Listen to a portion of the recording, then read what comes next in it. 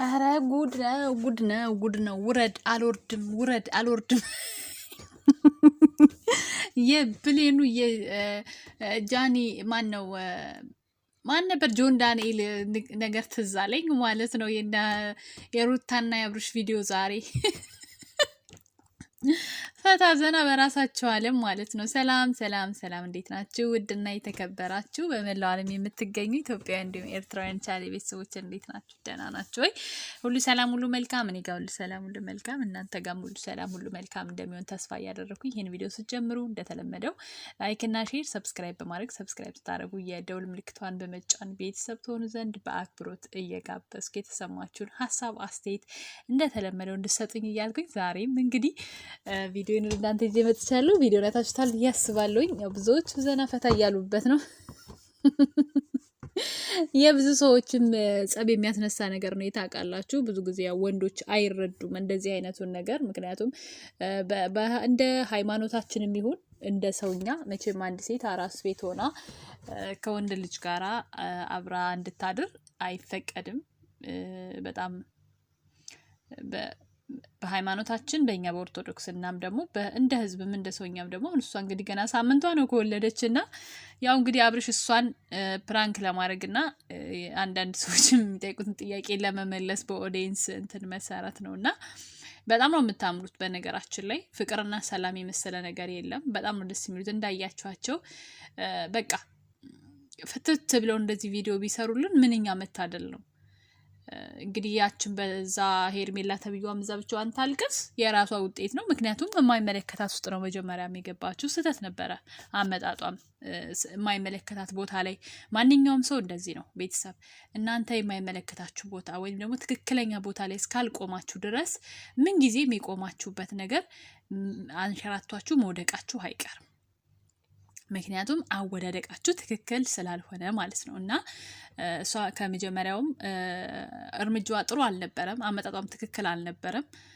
በኦዲየንስም ዘንድ በአብዛኛው ኦዲየንስም ዘንድ ተጠልታ ነው ያው ያለችው። ኢቨን ሁሉ ቪዲዮዎቿ በሙሉ ስድብ ነው። እኔ ሳስበው ከፍቅሩም በላይ የሚያስለቅሳት ይሄ መሰደቧ ምናምን ነው። ምክንያቱም ህዝብ አይረሳም። ህዝብ ማለት ነው ዘንድሮ የሰራችሁትን ለዛሬ 10 ዓመት ብትጠይቁት የማይረሳ ህዝብ ነው ያለው። እውነቱን ስነግራችሁ ማለት ነው። ሰው አይረሳም። እኔ የሆነ ነገር አሁን ለዛሬ ካየው ለቀጣይ ዓመት ብትጠይቁኝ በጣም ነው የምረሳው እና እነሱ ሌላው ሰው ግን አይረሳም። በጣም ነው የሚያስታውሰው። እና ይችም ልጅ አሁን እንግዲህ ዘላለሟን እየተነሳች ነው የምትኖረው። እውነቱን ስነግራችሁ ማለት ነው።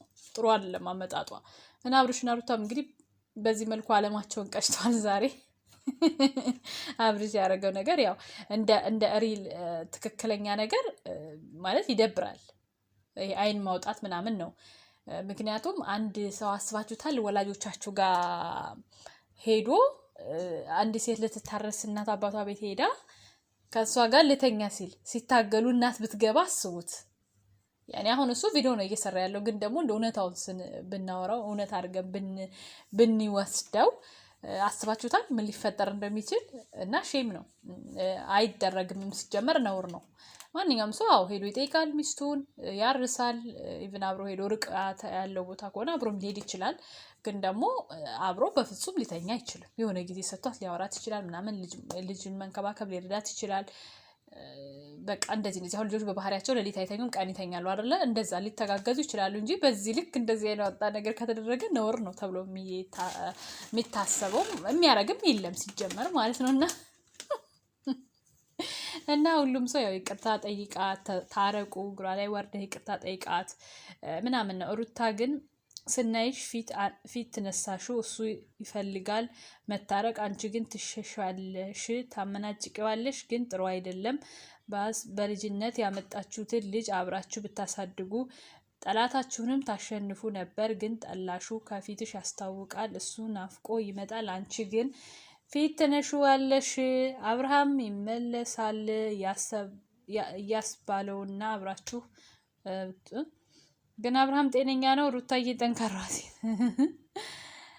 አብርሃም ትልቅ ሰው ሁን። ሁሌ ልጅነት ምንድን ነው? ትልቅ ጥፋት አጥፍተሃል። የእርግዝናዋን ጊዜ በጭንቀት በለቅሶ ሳይመቻት ከባዱን ጊዜ አሳልፋለች። ይህ ሁሉ ባንተ ምክንያት ነው። ሁለት ነፍስ ሆና ከሌላ ሴት ጋር ስትለጣጠፍ ስንት አሰቃይተህ ምንም እንዳላጠፋ ሰው ስትሆን ይደብራል። ጥፋትንም አምነህ ከልብህ ይቅርታ ጠይቅ። ሩታ ብቻ ሳይሆን ቤተሰባንም እናቷንም አባቷንም እግራቸው ስር ወድቀህ ይቅርታ ጠይቅ። ይቅርታ ማለት ትልቅነት ነው። ይቅርታ መጠየቅ ለምንድን ነው የከበደህ? ሩታ ማለት እኮ ምንም በሌለ ሰዓት ቤተሰቧን ጥላ አንተን ብላ የመጣች ሴት ናት። የበፊቱን አትርሳ። ዛሬ ስላለህ ነው ብዙ ሰው የከበበህ። በኋላ የሚቆጭህን ነገር አታድርግ። ወደ ትዳርህና ልጅ ተመለስ። በእውነቱ ትክክለኛና የተቀደሰ ሀሳብ ነው የኔ እናት አንቺ ያመጣሽው ማለት ነው። የወዳጅ ሀሳብ፣ የወዳጅ ኮሜንት። አብርሃም እናትና ልጅ አላችሁ። ስለዚህ እባክህ አብርሃም ስነ ስርዓት ይቅርታ ጠይቃት። ግርማ ሞገስ ነች። እባክህ ማንንም አታስገባ። ታምራላችሁ እኮ ሩታ እውነት ብለሻል። እሱ ሳያድግ እንዴት ልጅ ያሳድጋል? ወንዶች መቼ ነው አድጋችሁ የምትጨርሱት? አብርሽ እኮ ግን ሩታ ትወድሃለች። ኧረ ተው አታስከፋት። ሁሉ እውነት ነው። አይ እባቢ መጀመሪያ ነበር መጠንቀቅ። አዝናለሁ። የምታፈቅርህ የምትሳሳልህ የምትንከባከብ ሩታ የለችም። ለዚህ ማሳያ እኮ ትናንትና ነገረች። እንደኔ ቢበራብህ ይሻላል። እሷን ትተህ የራስህን ብትኖር። የእናንተ ደግሞ ከፋ። እውነታን ነው። ሄርሜላ ራሷን ታጠፋለች። ደግሞ የሩታ ንግግር ራሱን የሚያጠፋ ሰው አላለችም። ሩታ በደንብ እኮ ነው የምትፈልገው። አብርሽ አውቀሽ ነው እንጂ እንደምታፈልጊው የምትሆኚው እንደምትፈልጊው በደንብ ያስታወቅብሻል። እንዴ ባለው አይደል? እንዴት ነው የማትፈልገው? ተው እንጂ እንተሳሰብ። ባል ሚስቱን፣ ሚስት ባሉን ካልፈለገ ምንድን ነው ታዲያ ለውጡ ማለት ነው? አብርሽ የሚባል ሰው ልጅ የወጣበት ቁስሉ ሳይሽል ሊገፋባት ነው። ሲቀጥል ክርስትና ሳይነሳ ከአራስ ቤት አይገባም የነበር ሩታ ሙስሊም ማለት ነች። አሁን ላይ ግን ቆይ ዩቲዩበሮች ያልጋ ወረርሽኝ የያዛችሁ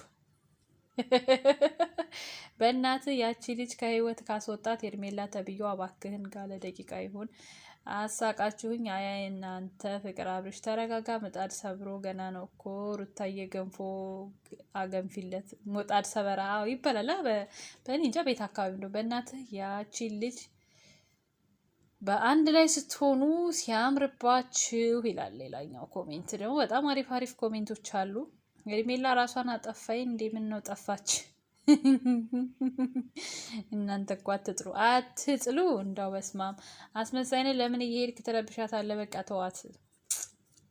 አያስመስልም። አሁን ከዚህ በኋላ በግዴታው አስመሰለም ወደደም ጠላም ከሩታ ጋር የመሆን ግዴታ አለበት። ምክንያቱም ልጃቸው አንድ ሁለተኛ እሷም እሱም የሆነ ነገር ተምረው ረጋ ብለው ሰከን ብለው ቁጭ ብለው ተወያይተው አስበውበት ወደ ህይወታቸው የሚመለሱ ይመስለኛል። ምክንያቱም ሁሌ ልጅነት የለም፣ ሁሌ ህፃንነት የለም፣ ሁሌ መጣላት አይኖርም። ቆም ብሎ ማሰብ ያስፈልጋል። አብርሽ እንግዲህ ወደ ራስ የምትመለስ ይመስለኛል። ምክንያቱም ያው እንግዲህ ከታረሰች ከአንድ ወር ከምናምን በኋላ ወደ አዲስ አበባ መመለሷ ስለማይቀር ማለት ነው። የዛኔ ነገሮችን በደንብ ማስተካከል አለብህ። ሳትሄድ ወደ አዲስ አበባ ሳትመለስ ቤተሰቦቿ ጋር መላክ ካለብህ ይቅርታ መጠየቅ ካለብህ ምናምን አድርገህ ከዛ ወደ ቤት ተቃቅፋችሁ በፍቅር እንደምትመለሱልን እናስባለን። ቤተሰብ ሀሳብ አስተያየታችሁን በኮሜንት ማስቀመጥ